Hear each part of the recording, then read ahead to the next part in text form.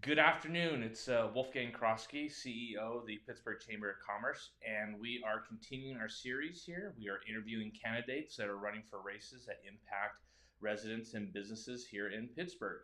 And again, you can go to www.pittsburgh.vote. There you can watch today's interview as well as interviews from past candidates that have already done their interviews. You can also get links to their Facebook pages, their websites, and read their bios that they provided. So we definitely would encourage you to not only for yourself, but share in your household, friends, and neighbors to go to pittsburgh.vote so that you can be a better informed voter. And today we're really excited because we're covering a race that we have not done before here at the Chamber, and that's with the Contra Costa Water District. So if you've ever wondered what in the world is the water district, why do we have them, why do we vote for them, this is the video that you'd want to watch. So we're really excited we have with us today Pat Young, who is running for Division 1. So Pat, tell us a little bit about yourself and spend a little bit of time explaining what is the water district and why does it matter to me as a resident. Okay, so my name is Pat Young. I am a newbie, so to speak, to Pittsburgh. I've been here for 14 years. I've been on the Community Advisory Commission. I've also been a director for Las Madonas Community Healthcare District. And so the water district I'm interested in because I've always been interested in water rights and the power that water holds, not only because we all need it, but there's a lot of money involved in it. And so what the state has many municipal water districts. And Contra Costa Water District is one of the larger and more efficiently run. And it's located in Contra Costa County. If you're probably all familiar with the canal that weaves its way through East County, and that's owned by and operated by the Contra Costa Water District. And why you should be interested in it and why you should pay attention to it is because most of us get our water from there. The city of Pittsburgh actually buys untreated water from the water district and then they treat it in their treatment plant. There are customers in Concord and other cities that buy treated water from the water district, and I have to say the water actually tastes very good. So they buy their water there. And the reason that I'm interested in the water district, and I have always been interested in it, is because there's a certain amount of power in water rights, and there's all of us need clean, safe, healthy water. And most people don't know anything about the water districts. They sort of fly under the radar. As long as we turn on the tap and we get water, we're happy. And we don't know about the immense amount of work, the infrastructure that's needed behind it. So that's why you should pay attention to the water district because it translates into money after the clean, safe, healthy water. So one of the largest ones in California, and then the power and water rights. That really spoke to me because I think we forget about that, or people don't realize that water, the rights to it, it's not just well, there's water, I'm going to take it. So you mentioned that Pittsburgh buys its water from Contra Costa Water District. I think that's maybe something we should talk more about because people get their water bill from Pittsburgh Water Mm-hmm. Department and they just figure, well, it's the city. So what's the relationship between a city and the water district? How does it work? How does pricing how does that how does it take place? Okay, that takes place from the water comes from the delta, the rivers, and the infrastructure that brings the water from the delta is operated by Contra Costa Water District, and so they sell Pittsburgh in particular untreated water because Pittsburgh also has a couple of wells, I think, so Hmm. we get groundwater as well. So they sell untreated water from the delta, and it goes through the district's pipes, so to speak, and goes to the city of Pittsburgh, which has its own treatment plant. So they treat their water there, which is a much smaller operation. The Contra Costa Water District has huge treatment plants, and because they have to service a lot more customers. But the city of Pittsburgh is basically doing what they're doing once they get the untreated water on a much smaller scale. The city of Pittsburgh sets its own rates. I think it's difficult for the city in a way because it is much smaller and has to maintain and repair this very old infrastructure. And Contra Costa Water District has to do the same thing, but they have more money. They have more partnerships with different other water districts, other just entities within the water world. So Pittsburgh buys its water from there. It sets its own rates based on what it has to pay from the district. and then it has to treat the water based on the time of year, whether it's a drought. So all of that increases the cost of water for the city of Pittsburgh. Hmm. Now, I know from following you on Facebook that equity and diversity is a really important topic for you. So the power in water rights is there. Do you think some communities that aren't don't have as much voice at the table when it comes to water rights, Oh, or? absolutely. I mean, that was one of my goals. I've always paid attention to water rights because when I was small, my grandmother had a huge ranch and they wanted to divert her water rights. And so she actually fought to the legislature. She didn't get everything she wanted, but she got some. So I became aware at an early age that if you have the water rights, you have power over a lot of different things. And I also realized watching her sometimes going and filing papers for what she was doing, how people looked at her. They weren't rude, but it was an old black woman coming in there. Hmm. So she didn't have the same clout. And so this carries forth even now. I'm the first African American on the water board. In 86 years, there has never been an African American on the board. And so we're now very diverse. And I think it's not that communities get different service, but I think there's a lot of perception when you have marginalized communities, they perceive that they're getting less service, and it's not necessarily true. And so I think it's very important to have people on the board that look like the community we represent so that we can be a voice for those marginalized communities because perception actually, as you know, trumps the truth. Yeah. And so I can be a credible voice to some of those marginalized communities. And that in turn helps the district be just a better entity. Their DE and I, their diversity inclusion is outstanding, and they're actually in the. It's been implemented for the last, I guess, 3 or 4 years. They're actually walking their talk. They're hiring more people of color. The board has two Latinos, the first two Latinos. It has the first African American, has two women. So they are actually evolving to keep up with this plan, and their hiring practices are changing. The employees are becoming a little bit more satisfied because they understand that there are options for them. So it's really important not only to be heard, but that you have the perception of being heard. And Hmm. so that's what I offer to the board, or offer to the community, being on Right. the board. Okay. Now, as a board member, what are some of the roles that the board member for the water district, what roles do they play? Okay, so one of the major roles we play is obviously approving the contracts and the funding. And we're talking about millions and millions of dollars. For example, the canal, as we all know, I mean, it's lovely in some sense, but it's not efficient. We look at this water running through our community, it's dangerous. People fall in it all the time, some intentionally and some unintentionally. So what the board does is approve all these projects, like the Las Vaqueras Reservoir is going to be expanded. So we're steadily improving money for that. We approve the bid. Once the bids are in and they're accepted, then we have to approve all those contracts. So it's a huge responsibility and one that I don't take lightly, but it is sometimes, for me as a new person on the board, it's almost overwhelming. But we have an incredible staff, so we can rely on our staff reports. But what they do and the kind of contracts that they're accepting and in the language that they're doing, they're also changing it to be more inclusive. So those are all things that will impact the public. It will help people in marginalized communities get better jobs, better union jobs. So all of that, everything the district does is approved by the board. So Hmm. in a nutshell. Okay. And then, if you didn't already mention it, how big is Area One? Uh, What area does it cover? Area One, Or Division One? Division Sorry. One covers half of about half of Pittsburgh, all of Bay Point, a huge portion of Concord, and the city of Clayton. Okay. So it's actually the largest division out of the five, which is a lot of customers. So Absolutely. What are some of the challenges that the Contra Costa Water District is facing right now? I think the challenges are just maintaining and updating the infrastructure. I mean, we just approved last night programs to improve how the chemicals that are used for treating the water are stored to make them more safe, to make it safer for the employees. We improved one of the things that was before us had to do with the Las Vaqueros expansion. So those are the kind of things that are coming, monthly Hmm. because they have this very comprehensive capital improvement plan, and they review it every 2 years, and they also things are done in phases.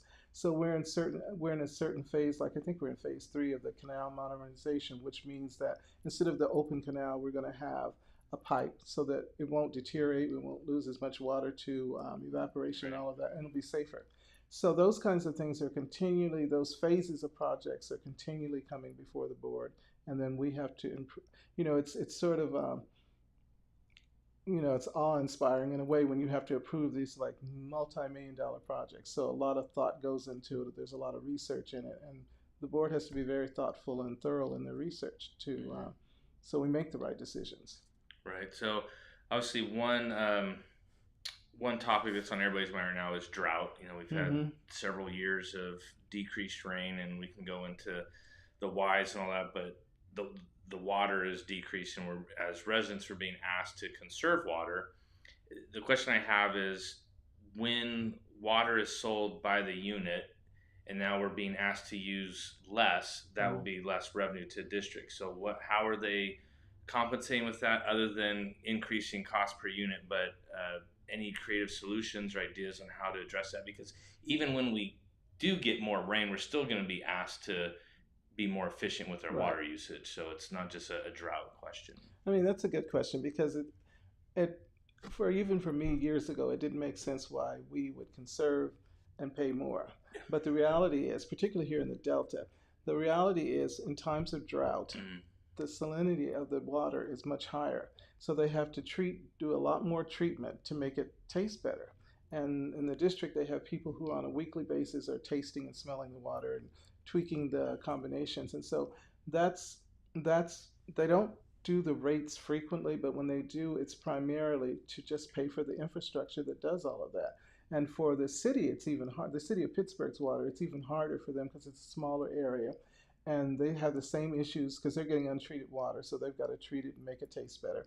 And they're a much smaller plant, and so I think it's very difficult for them, and to maintain this, this 70-year-old or whatever infrastructure, it makes it very difficult. But um, the drought, the district is really planning and looking forward for the drought. If you look at their plans, they sort of forecast out 5 to 10 years on what they think the needs will be, because we all realize now that whatever you want to call it, C is the cause. There's climate change. I mean, it's mm-hmm. getting hotter and hotter. The river is getting saltier and saltier. Actually, the groundwater is having more salt. So the district is planning for that, and they have to look forward, develop plans so that when we get to that point, and when we don't know how long the drought will last, that we're prepared to be able to pump and treat the water. And also, the district also sells water to some of the smaller districts that don't have access to water during these times. I mean, there was one district that they just had no more water, so the district sold water to them, and so that happens.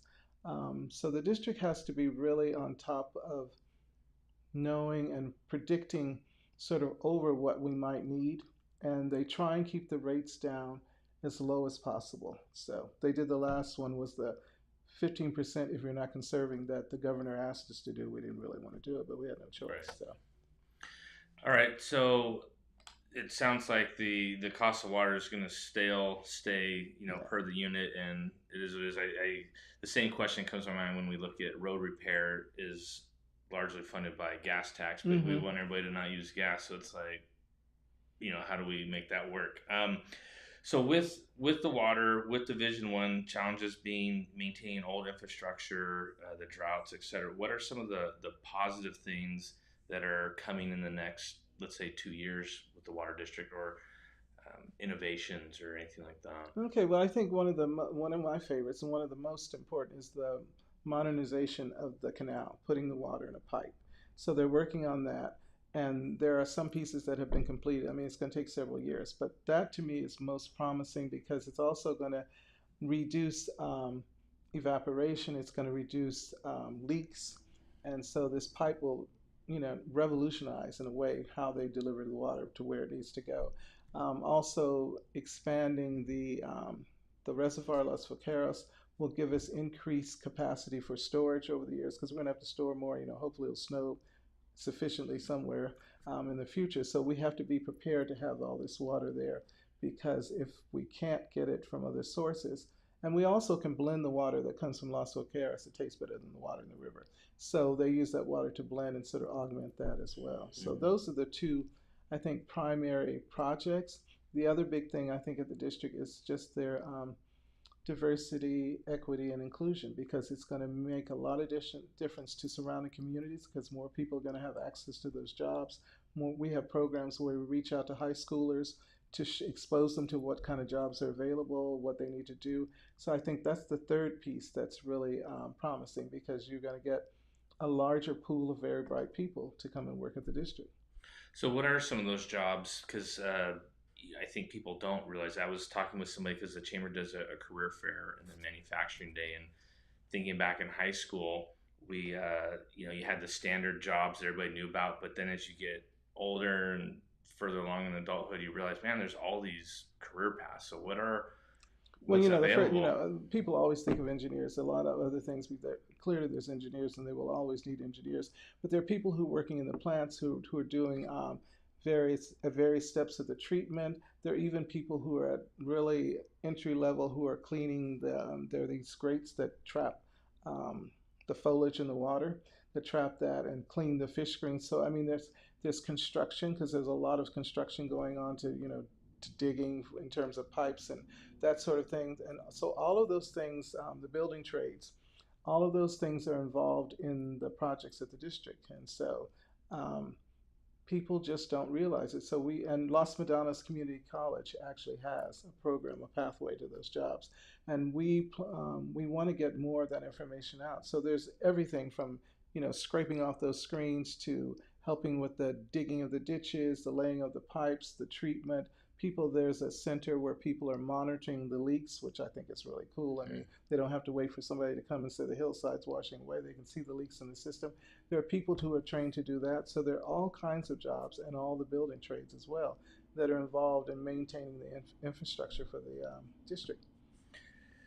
So I know Los Vaqueros, a lot of people may not know this, but has a wonderful marina, Mm-hmm. rentable boats, and some really, really good fishing. I've been fishing Oh, there good. many a time. I think it's a beautiful facility. Are there other areas within the water district that are open for recreation? Because I know with water district, to have rights, you have usually land that's purchased to offset, Right. all that. So are there any other areas? Well, that's the major one. I mean, there are areas that are open to go for like trails or something Mm-hmm. like that. And one of the reasons that they don't have more areas open and they don't have, other than electric boats at Right. Las Vaqueras, is because they don't want to damage the water and the area around the water. So there are different places where you can actually go in, and there's an interpretive center at Las Vaqueras. There's another center, I can't remember, it's out by Oakley that you can go in and you can look around, but they don't want to have just open it up as a big giant recreational park and have people coming in there because of the harm it can do to the Right. infrastructure and the one of the things they really want to do and one of the things that's mandated. There's all these environmental issues. You have to make sure what you're doing doesn't cause harm. So that's a consideration too in recreational facilities.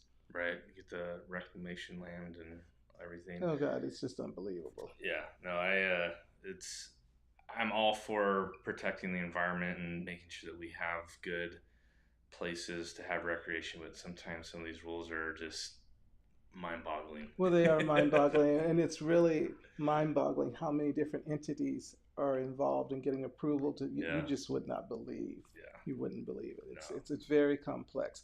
I mean, it's for the end, but I understand what you're saying because sometimes I wonder too, just reading them, and when I look at all the various permits that had to be had, I wonder, did they really have to? But they do. So. Yeah. And each one of them has a fee attached. Oh, they all have to support themselves, so they all have a fee attached. And you can't do this, and it takes a lot of time. And it's Yes. just like this city planning; it takes a lot of time to get these permits in place. So it's nothing is going to move really quickly. Hmm. So Well, I want to thank you for giving us kind of an education on the water district and what role it plays. And I have a couple questions in regards to your campaign. So, if reelected, what changes do you want to help champion at the water district? I know you talked about diversity, equity, and inclusion, but are there other projects or other needs that kind of are a passion for you? And then just what would you? It's a 4 year term. Hmm. What would be kind of your plan over those 4 years if elected? Well, my plan over those 4 years is just to continue to work toward the community, the capital improvement plan to make sure all those things happen, that they're all in place. My real, and I have to say, the Contra Costa Water District is run really, really efficiently. It's really run well. And we just, our old general manager is retiring, and we just hired the first female general manager, and she was turned out to be internal. She's incredible. So I want to be able to support those programs that they have. But my real focus and the real reason I wanted to be on the board was to give voice to those marginalized communities. So for me, I want to make sure that kids at Pittsburgh High, at Antioch, at Concord, wherever, get the information that you too can work for the water district, and how um, not all of them, they don't have to be engineers, they don't have to have 4 year degrees. And I also want to make sure that the workers at the water district reflect the city around us. I mean, right now it's pretty much 70% male, 65% white. That's actually changed a little bit in the last year or two because of the DE&I program that they have. And I want to make sure that that becomes well established and it continues on. And primarily, I really want to get the youth involved. I want the youth in East County to know that there are livable jobs, livable wages in their community that they can do and still stay here and not have to go off elsewhere. So I think that's my biggest focus, and also educating, particularly communities of color, because sometimes communities of color don't necessarily believe that they need to be recycling or conserving water, and it's not because they don't want to; it's because they don't. The people telling them are not credible to them. They don't see it as, okay, well, this is another group of white people telling me I need to do this, but why, why? And I want to be that voice. So one of the things I really want to do is just promote education about what the water district does, how it impacts them, and how we all are in this together. We all have to start conserving water, or we're going to be in a lot of trouble. And why conserving water, like you said, doesn't lead to, because I used to wonder years ago too, we're conserving water, so why doesn't the rate go back down when we don't have to conserve? But now I know why. I mean, the infrastructure still has to be maintained in the same fashion it had to be. The treatment of the water that happens during drought. So I understand it, but a lot of people don't, because on the surface it doesn't make sense to us. And so I want to be that voice. I want to be that voice in the community that explains the water district, explains the value, and they do some wonderful things. And that to me is their shortest coming, is that they don't promote themselves enough. So I want to see that done. I would 100% agree with that. That unless you really want to get involved and engaged, you'd probably have no idea about the Yeah. Contra Costa Water District. It seems like just recently, and I'll say recently being the last 10 years, noticing the either annual or semi-annual report that they sent a nice Oh, brochure right, right, talking about what they're doing. But if it weren't for that, yeah, turn on the tap, there's water. I get my bill from Pittsburgh and go from there. Los Vaqueros, I think, is every time I've been there, it's not at capacity. There's way more space, and it's a beautiful spot. right. So definitely encourage people to check that out. So if voters want to learn more about you, get in touch with you, what is the best way to reach you? What's your contact information? I can give my contact information. It's the easiest way to reach me is probably to email me at pyoung ccwater ccw. I can't remember my email. It's pyoung at cccwater.com, and that's the easiest way to reach me. So that's pyoung@ccwater.com. Mm-hmm. Okay. And that's the easy. And I will respond. I definitely respond. That's the easiest way to reach me. um, because I really do want to be responsive to the community, and I know the community has a lot of questions, and I hope to. And if I don't know the answers, the other thing that the district does do, if anybody wants us to come out and speak, there's a whole department that we will come out, bring brochures, talk with. They can answer questions like to civic groups, clubs, so anybody, any group of people. If a group of seniors wanted to have us come out and discuss conservation, we can do that. So we're very open to do that. We're make ourselves available to do that. Awesome. Well, I want to thank you for your time, give you opportunity for closing remarks. But again, as a chamber, we are doing these interviews of candidates to help you as you look at your ballot and you're wondering who are these people, what are these races. You can go to pittsburgh.vote, and we're trying to cover every candidate and every race that impacts the city of Pittsburgh. You can watch this interview, other interviews, as well as the Facebook and website and contact information for the candidates is all there. So we encourage you to go to www.pittsburgh.vote. And on behalf of the Chamber of Commerce, we thank you for attending today and watching this, and please spread the word. And with that, Pat will give you final comments on why people should vote for you. Well, you should vote for me because I really have the best interests of the community at heart. And importantly, you need someone on the board that represents the community. We have three great engineers. We have a member that has a legal background. I have public health.